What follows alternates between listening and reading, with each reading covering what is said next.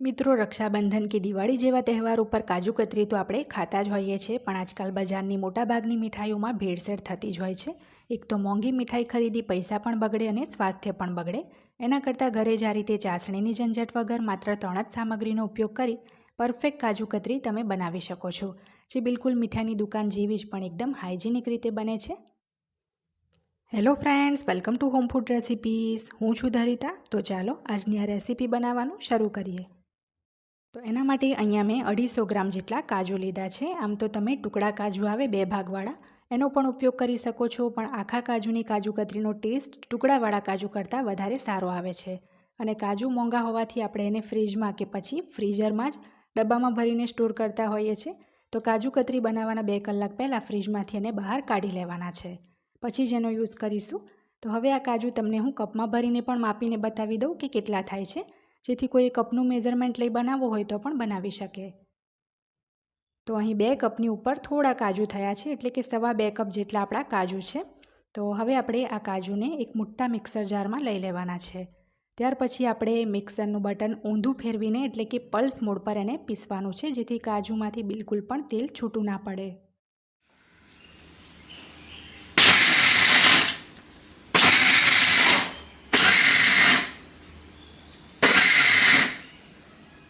થોડું પીસાય પછી આપણે એને ચેક કરી લેવાનું છે કે કાજુનો બારીક પાવડર થયો કે નહીં. તો જો હજી પણ આમાં થોડા ચંક્સ દેખાય છે કાજુના, હજી બરાબર નથી પીસાયું. તો ફરીથી આપણે પલ્સ મોડ પર 5-6 વાર એને ફેરવી લઈશું, જેથી બિલકુલ પણ કાજુનું તેલ છૂટું ના પડે. જો કાજુમાંથી તેલ છૂટું પડી ગયું તો કાજુ કતરી ચવડ બનશે અને ખાતી વખતે દાંતે પણ ચોંટશે. તો અહીંયા હવે તમે જુઓ, એકદમ સરસ આપણો ડ્રાય કાજુનો પાવડર તૈયાર થયો છે, તેલ પણ બિલકુલ છૂટું નથી થયું. હવે આપણે ગેસ ઉપર એક નોનસ્ટિક કડાઈની અંદર 1.25 કપ જેટલી ખાંડ લઈશું. 1 કપની ઉપર થોડી વધારે આપણે ખાંડ લઈશું. 2.25 કપ કાજુ હતા, એની અડધી 1.25 કપ જેટલી આપણે ખાંડ લીધી છે. વજનમાં જુઓ તો 230 ગ્રામ ખાંડ છે. એમાં 1/4 કપ આપણે પાણી ઉમેરીશું. હવે આપણે ફાસ્ટ ફ્લેમ ઉપર સતત આ ખાંડને હલાવતા રહેવાનું છે, એટલે 2 જ મિનિટમાં આપણી ખાંડ ઓગળી જશે. આપણે અહીંયા પાણીનું જ મેઝરમેન્ટ એટલું ઓછું લીધું છે કે ખાંડ ઓગળશે કે તમારી એક તારની ચાસણી તૈયાર થઈ જશે. બિલકુલ આમાં તમારે ઝંઝટ નહીં થાય. તો ખાંડ ઓગળી આ રીતના બબલ્સ દેખાયા અને તમે ચેક કરશો તો આમાં તરત એક તાર બનતો તમને દેખાશે. હું તમને ચેક કરીને બતાવું છું, આમ તો ચેક કરવાની પણ જરૂર નથી. તો જો એક તાર આપણો બની ગયો છે. બસ ખાંડ ઓગળી અને આપણો એક તાર તૈયાર. હવે આપણે જે કાજુનો પાવડર કર્યો હતો એ આમાં ઉમેરી દઈશું, અને સાથે જ આપણે 1/4 કપ જેટલું એમાં મિલ્ક પાવડર ઉમેરીશું. અહીં મેં અનસ્વીટન, એટલે કે જેમાં મીઠાશ ના હોય એવો મિલ્ક પાવડર લીધો છે. થોડો આ રીતના મિલ્ક પાવડર ઉમેરવાથી કાજુ કતરીની ક્વોન્ટિટી તો વધશે જ, 5-6 પીસ વધારે બનશે, અને ઉપરથી જે આપણે કાજુમાંથી ઓઇલ રિલીઝ થવાનું હોય એને પણ એ અટકાવી દેશે. એટલે કાજુ કતરી બગડવાના કોઈ જ ચાન્સ નહીં રહે જો તમે મિલ્ક પાવડર ઉમેરશો તો.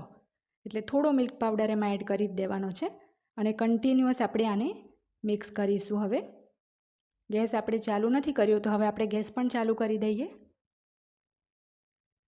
અને ગેસ ચાલુ કરી મીડિયમ તાપે આપણે સતત હલાવતા રહી આ મિશ્રણને થોડું ડ્રાય થાય ત્યાં સુધી કૂક કરતા રહેવાનું છે. પેન અહીંયા મેં નોનસ્ટિક લીધું છે, તો પણ તમે જુઓ થોડું તળિયે ચોંટવાનું શરૂ થઈ જ જશે. એટલે આપણે શું કરીએ, તળિયે ચોંટવાનું શરૂ થઈ જાય એટલે આપણે એમાં 1-2 ચમચી ઘી ઉમેરી દેતા હોય છે. તો એ જ આપણી ભૂલ થઈ જાય છે. ઘી ઉમેરશો તો સાથે સાથે કાજુ પણ પોતાનું તેલ રિલીઝ કરવાનું શરૂ કરી દેશે, અને પછી તમારી કાજુ કતરી વણતી વખતે બહુ જ ઓઇલી લાગશે, બરાબર વણાશે પણ નહીં. એટલે બિલકુલ આમાં ઘી ઉમેરવાની આપણે ભૂલ નથી કરી. આ રીતનું ડ્રાય મિશ્રણ હોય ત્યારે જ આપણે એને બટર પેપર પર લઈ લઈશું. તો બટર પેપરની ઉપર આપણે થોડું ઘી લગાવી દેવું, કાં તો પછી આ રીતના થોડું તેલ છાંટીને ઘસી લેવાનું છે. ત્યાર પછી આપણે આ રીતનું જે મિશ્રણ છે, તમે જુઓ થોડું ડ્રાય છે, થોડું ગરમ છે, એટલે અત્યારે તમને થોડું લૂઝ દેખાશે. તો ગરમ મિશ્રણ હોય એ જ આપણે બટર પેપર પર લઈ લેવાનું છે, અને બટર પેપર પર લઈને આપણે એ જ બટર પેપરની મદદથી આને સરસ મસળતા જવાનું છે, એટલે આપણું મિશ્રણ સરસ સ્મૂથ થઈ જશે. તમે ચાહો તો થોડું એને પેનમાં ઠંડુ કરી શકો છો, પણ પેનમાં જ પછી એ મિશ્રણ જામી ના જાય એનું ધ્યાન રાખવું. એના કરતાં આ રીતના બટર પેપર પર લઈ અને એને આપણે થોડું મસળતા જવું. અત્યારે બહુ જ ગરમ છે મિશ્રણ, એટલે થોડું બટર પેપર પર ચોંટશે, પણ જેમ જેમ ઠંડુ થતું જશે એમ એ બટર પેપર છોડતું જશે અને શેપ પણ હોલ્ડ કરતું જશે. તો આ રીતના જુઓ, કન્ટિન્યુઅસ 2 મિનિટ મેં એને મસળ્યું છે, અને એકદમ સરસ આપણું મિશ્રણ સ્મૂથ થઈ ગયું છે, અને તમે જુઓ બટર પેપર ઉપર પણ બિલકુલ હવે નથી ચોંટતું. તો હવે આપણે એક જાડી વેલણ લેવાની છે. જાડી વેલણ પર થોડું ઘી લગાવીને એને આપણે વણી લઈશું. બની શકે એટલું આપણે સ્ક્વેર શેપમાં જ એને વણીશું, જેથી જે સાઈડનો અનઇવન પોર્શન હોય વધારે વેસ્ટ ના જાય. હવે આપણું મિશ્રણ થોડું ઠંડુ થઈ જાય એટલે આપણે એના ઉપર આ રીતનો ચાંદીનો વરખ લગાવીશું. ચાંદીનો વરખ અહીંયા ટોટલી ઓપ્શનલ છે. જો તમને વેજીટેરિયન વરખ મળે તો જ તમારે લગાવો, નહીં તો પછી તમે એને સ્કીપ પણ કરી શકો છો. અને જો ભગવાનના પ્રસાદ માટે બનાવતા હોય તો તમારે આ વરખ લગાવવાનું માંડી જ વાળવું, ખોટું રિસ્ક લેવું જ નહીં. એમ પણ વરખ લગાવવાથી કાજુ કતરી લુકમાં જ સારી દેખાશે, ટેસ્ટમાં કોઈ ફરક નથી પડતો. તો થોડી ઠંડી થાય પછી જ આપણે વરખ લગાવો. ત્યાર પછી આપણું મિશ્રણ થોડું ઠરે એટલે આપણે ચપ્પુથી આમાં આ રીતના કટ લગાવી દઈશું. હજી બરાબર મિશ્રણ આપણું ઠંડુ નથી થયું, સેટ થયું નથી, ગરમ જ છે, એટલે કટ કરતી વખતે ચપ્પુ ઉપર પણ ચોંટે છે. પણ જે રીતના આપણે સુખડીમાં થોડી ગરમ હોઈને જ કટ મારીએ એ જ રીતના આમાં કટ લગાવી દેવાના છે. ત્યાર પછી ટોટલ એને 2 કલાક માટે આપણે પંખા નીચે સેટ થવા દેવાની છે. સરસ કાજુ કતરી કટ થઈ પછી આપણે એને 2 કલાક પંખા નીચે ઠરવા દીધી હતી. ત્યાર પછી હવે તમે જુઓ, સરસ આપણી કાજુ કતરી ખાવા માટે તૈયાર થઈ ગઈ છે.